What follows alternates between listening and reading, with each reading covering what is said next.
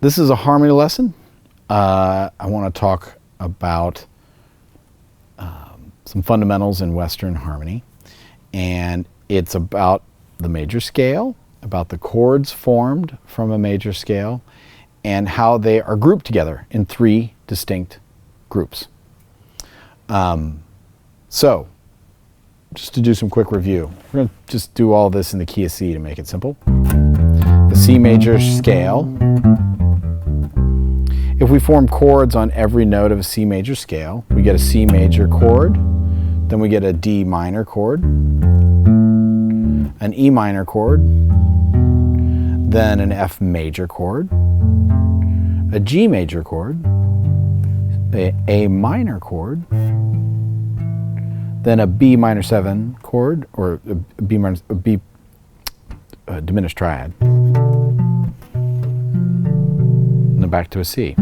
So I'm talking about those chords, the 7 chords formed by the major scale. The three groups are called tonic, dominant, and subdominant. So let's take the progression I was just playing at the beginning, where it's 1, 4, 5, and 1. So that's a C major to an F major and a G major. Those three chords are from the three different groups. The C chord is from the tonic group. Go figure, right? You guessed it, the tonic. And then the F chord is from the subdominant. It's called the subdominant chord because it's one step beneath the dominant chord, which is the G chord. Back to the tonic chord. So, in Western music, the dominant chord always wants to resolve back to the tonic chord. That 5-1 sound is something that has been utilized throughout Western music for centuries. This is something we're all very used to. We're very used to hearing that type of chord progression. Okay. But also the subdominant can resolve back to the tonic as well. So like to the F chord and back to 1. 5, 4, 1. We feel like we can come back to 1 from the subdominant. So Western music is fundamentally, from a harmonic perspective, about starting at the tonic, leaving the tonic, and coming back. And the tension created by leaving the tonic gets resolved by returning to the tonic. The tension can be created through dominant and subdominant interchange. All sorts of tools. This is just very basic, very fundamental Western harmony. Okay, so tonic, subdominant, dominant, resolving back to tonic. Let's take a look at the tonic chords. So if we start with a C, C major, sorry. What other chord do you think would be part of the tonic grouping of chords out of the major scale? I'll give you a hint. It's formed out of most of the same notes as the C major chord. So the C major chord is C, E, and G. If I go to an A minor chord, it's formed with an A, a C, and an E, and a G if you play the 7th.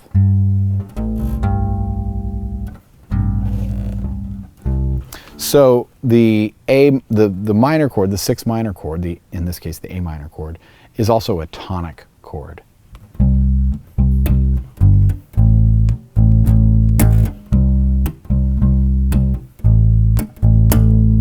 They're related. They both have a sense of resolution to them. For example, if we played the progression we were playing earlier, and I went to the minor, it kind of resolves in the same way. Although it's minor sounding, it's resolving to the minor tonality, but it's still part of the tonic grouping of chords. And then the weakest tonic chord is the 3rd, the 3 minor chord, the E minor chord, to 3.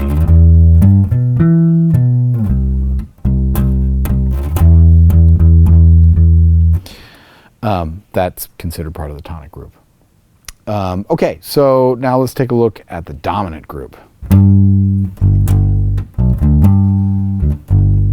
The 5 chord, the G chord, is the dominant chord. And the only other chord that's really part of the dominant group is the 7 diminished, the minor 7, flat 5. It's sort of the top of the G7 chord. It's considered part of the dominant grouping. So tonic has the 1 chord, the 6 chord, and to a lesser extent the 3 chord. That's the weakest one. The dominant group has the 5 chord for sure, and the 7th chord, the minor 7 flat 5 chord, the B7 minor 7 flat 5. That's considered part of the dominant. So now, what's left? Well, we got the 4 chord. We know that that's part of the subdominant. And the only other chord we have left is the 2 minor chord. And it's formed out of the same notes that make up most of the F chord, the 4 chord. So, there's all your groups. Tonic has 3 chords. The 1, the 3, and the 6. C, E, and A. C major, E minor, A minor. They're related. The dominant is G, G major, and B, minor 7 flat 5, or a diminished triad. 1 flat 3 flat 5. And then the subdominant is the F chord, F major chord, the 4 chord, and the 2 minor chord. So, how would you use this in day-to-day? A lot of this can be used in composition, but I also think if you understand that the different groupings of chords are different degrees away from the tonic, that they have different amounts of tension related to them, with the dominant being the most tense sounding of the chords that resolves the most naturally to the tonic. The subdominant is sort of a middling tension. And then the tonics are the most resolved, with the third, the 3 minor, the E minor chord, being the least resolved, if you will. So 1 major, super resolved. 6 minor, pretty darn resolved. 3 minor, kind of sort of resolved. Then the 4 chord, the subdominant, not resolved. 2 minor chord, definitely not resolved. Then the dominant chord, tense. The 7 minor 7 flat 5 chord. And then we go to the tonic, the most resolved. So you can see how the tension builds as you leave the tonic, go to the subdominant, and then maximize the tension in the dominant, and then resolve back to tonic. So this is all very theoretical stuff, but start listening to it in music and feel how you hear certain chords build tension and then give you release into other chords.